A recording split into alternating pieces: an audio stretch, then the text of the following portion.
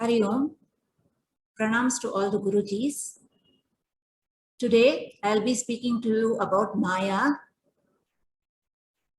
We will be studying about Maya in the following subheadings. Why know about Maya? Definition. Vedantic scriptures. In the first section, we'll study an introduction to Maya and creation, a review from Tattvabodha. And in section 2, we'll study about Maya as Mithya Jagat, which is a review from Panchadashi, chapter 2 by Vidyaranyaji. And finally, we will go through the summary of both the topics. Today, we will discuss in section 1 as to why one should know about Maya. All of us have questions in our mind. Where and how does God exist? How mankind and universe relate to God? And how and why should one try to realize God?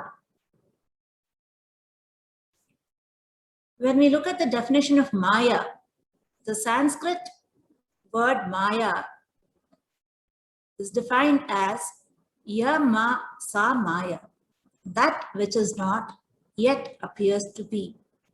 The English translation of which is illusion or magic. Maya is also called Mithya, which means it's apparently real. As we see here in this slide, the Vedas are divided into 4. The Rig Veda, the Sama Veda, the Yajur Veda, and the Atharva Veda. Each one has 2 sections. To your left, you see the Karma Kanda, and to your right, you see the Jnana Kanda. In the next slide, they are broadly classified into the Shruti, Smriti, and the Sutras. The Prasthana Trayas consists of the Bhagavad Gita, the Upanishads, and the Brahma Sutras. The next slide, we will get to know the Prakarana Granthas, which serve as the introductory text that give definition of key concepts of Advaita Vedanta. Tattvabodha defines basic concepts and terms used in Vedanta. Tat means truth and Bodha means knowledge. The goal of Vedantic study is to identify the real truth and be one with it. Next slide, please. That is to move from the triangular format of Jiva, Jagat, and Ishvara to the binary format of Mithya Jagat to Brahma Satyam. Before we start Maya and creation, we need to be familiar with some important words and their meanings. They are the Sharira Traya, or the 3 bodies, the Panchakoshas, or the 5 functional sheets, the Avastha Traya, or the 3 states of experience, the 3 levels of reality, or 3 true layers, and lastly, the phenomenon of existence, consciousness, and bliss. The Sharira Traya consists of 3 bodies, that is, Karana Sharira, or the causal body, the Sukshma Sharira, or the subtle body, and the Sthula Sharira, or the gross body. These 3 enclose the Jiva. Any subject of discussion at the level of the individual or microcosm is called the Vyashti Vichara. And any subject of discussion at the level of the universe or macrocosm is called Samashti Vichara. In the next slide, we are seeing the Panchakoshas in the slide. They are the 5-fold personality layers of the individual. The outermost layer is the physical sheath, which is the gross body called the Annamaya Kosha. The vital sheath is called the Pranamaya Kosha. The mind sheath is called the Manomaya Kosha. The intellect sheath is called the Vijnanamaya Kosha. And the bliss sheath, which is the Anandamaya Kosha. Now we move on to the 3 stages of experience. The Jagrat Avastha is the waking state, which all of us experience on a day-to-day basis. The Swapna Avastha is the dream state, which we experience when we sleep. And the Sushupti Avastha is the deep sleep state, that is the dreamless state. Then we move on to the 3 levels of reality in the next slide. The first one is the Paramarthika Satya, which is the absolute reality. Then we have the Pratibhasika Satya, or the dream world. Then we have the Vyavaharika Satya, is the transactional world that we are living in today, that we go to work, come back, and what we see in the day-to-day activity of our functionality. In Vedanta, we need to understand that existence is same as consciousness, which is the same as bliss, and Sat is the same as Chit, which is same as Ananda, and Brahman is equal to Atman. The terminologies on the left, which is existence, Sat, and Brahman, are used at the macro level. That is Samashti Vichara. Whereas the terminologies towards your right, that is consciousness, Chit, and Atman, are used at the micro level or the individual level, that is the Vyashti Vichara. Moving on further, we will review Maya and creation with the help of Tattva Bodha as explained by Swami Paramarthananda. The word creation is a misnomer, as nothing in the world can be created or destroyed. All things exist in a potential form or unmanifest form, which manifests under conducive circumstances.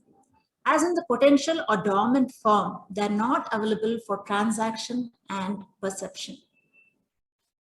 Let's take the example of butter in milk. We know that butter is existent in the milk in a potential form, but not readily available for perception and transaction. Only when the milk is converted to buttermilk, then we are able to churn the butter from the buttermilk. The same principle can be applied to everything in manifestation. Nothing in creation is non-existent. It's existent in the potential form and later available for perception or transaction. Before the origin of the cosmos, manifestation existed in a potential form, that is Bijam. It's the source of all forms of energy or matter, inclusive of all particles and molecules.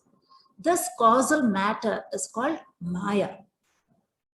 We already said existence is equal to consciousness and Brahman is equal to Atman, which is eternal. It's not bound by time and space. That is, it's beginningless and endless. So, hence we can now say 2 things existed before creation.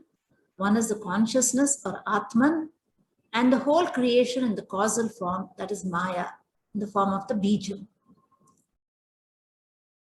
To better understand the manifestation of the cosmos, let's study how a seed grows into a plant and a tree. The seed here is compared to the causal matter, that is Maya. Here, the cycle of manifestation to unmanifest states are seen. From the seed, which is the causal matter, evolves the plant, which is the subtle matter, from which evolves the tree, the gross matter. What is not in the diagram, next slide please, is when the tree matures, the fruits from the tree drop off, the seeds again get into the soil, and when the conditions of the soil are appropriate, it will again grow as a plant. Thus, the cycle of Shrishti and Pralayam. The causal matter gives rise to 5 subtle elements of the subtle universe. These are known as the great elements, and this is the formation of the stage 1. Next slide, please. And in stage 2, the gross universe is formed.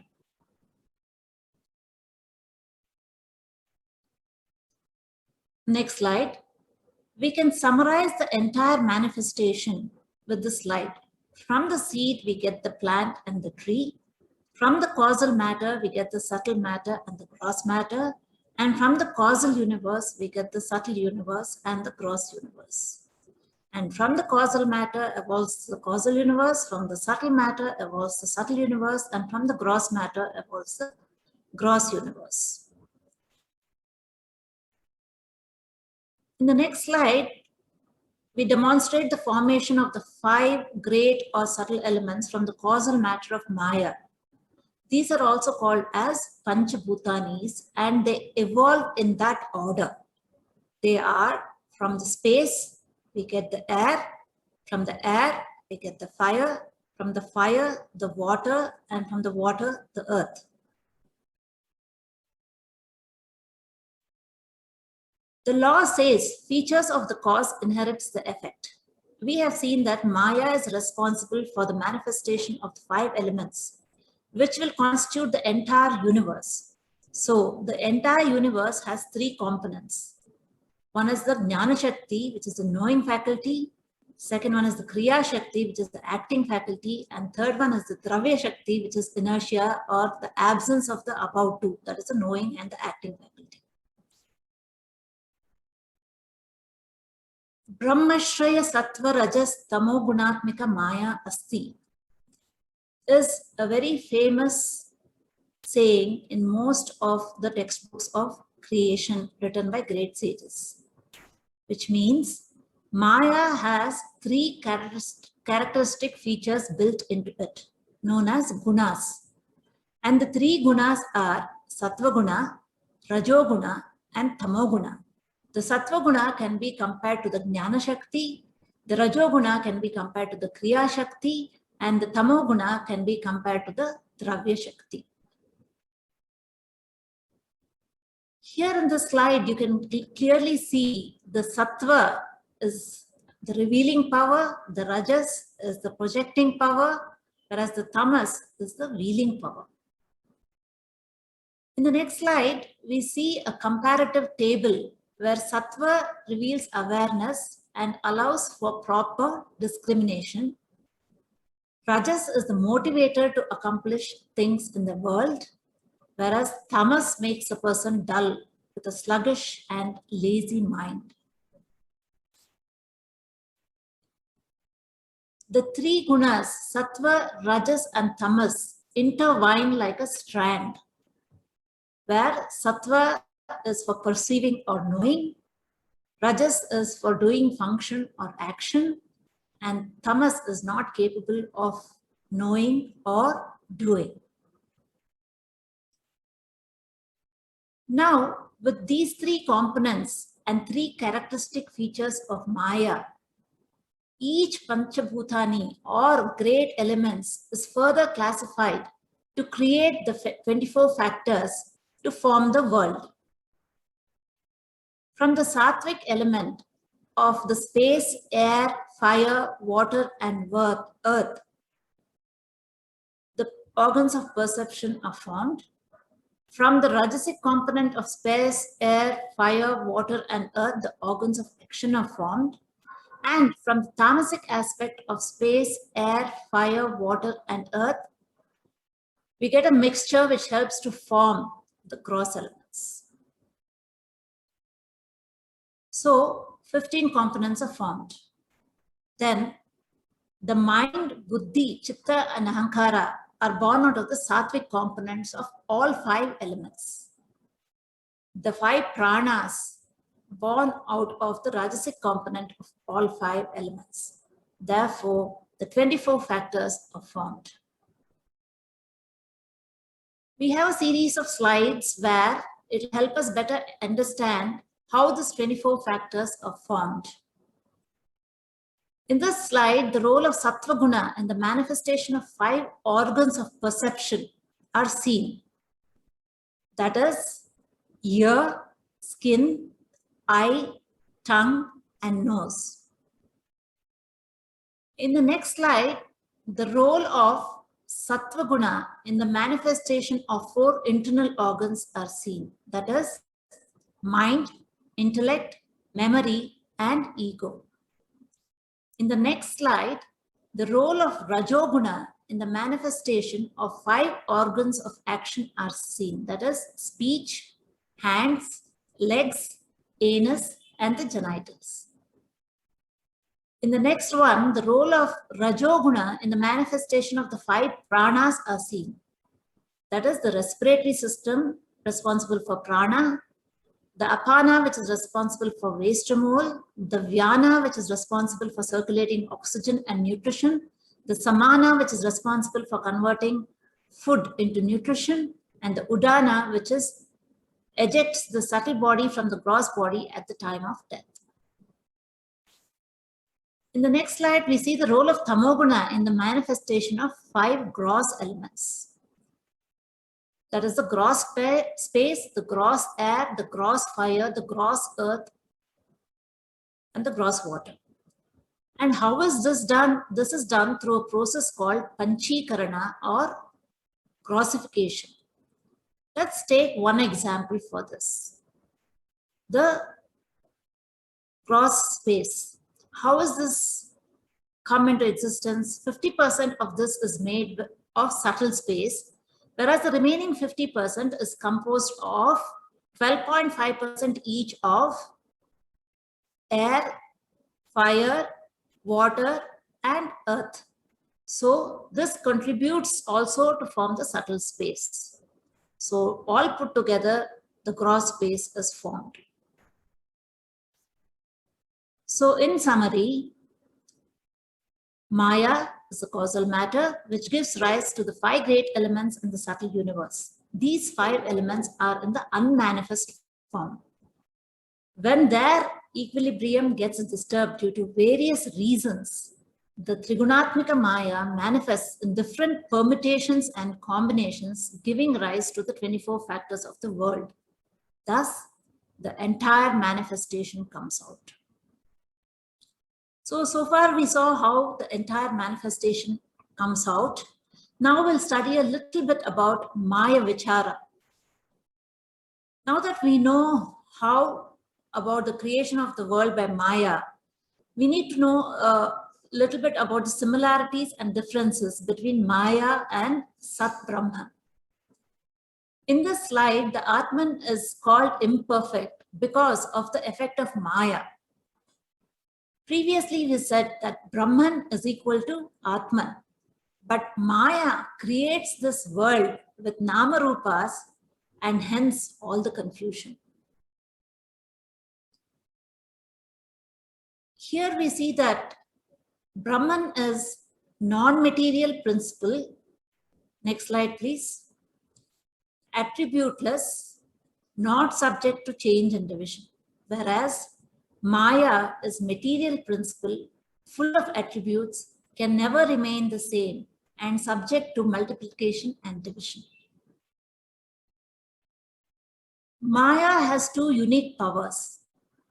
Firstly, the Avarna Shakti, which is the wheeling power, and secondly, the Vikshepa Shakti, which is the projecting power. The Avarna Shakti is the nature of ignorance that wields the truth. By itself, it cannot create the world. Whereas Vikshepa Shakti is the projecting power, which is the creative power of Maya, which projects the entire world of names and forms. Maya is the creative power of Brahman. It has no separate existence from Brahman. It has the unfathomable power of making impossible things seem real. For any object created by Maya, there are 2 causes. First one is the material cause or the Upadana Karana. And the second one is the efficient cause or the Nimitta Karana. Let's understand this better by looking at this example. Next slide, please. Here we see the pot, and then we see what is needed to make this pot. We need mud, which is the material cause, and we need a potter who is the efficient cause. So to create this pot, we need both the mud and the potter. Next slide, please. So suppose we ask a question, what are the material and the efficient causes of the world?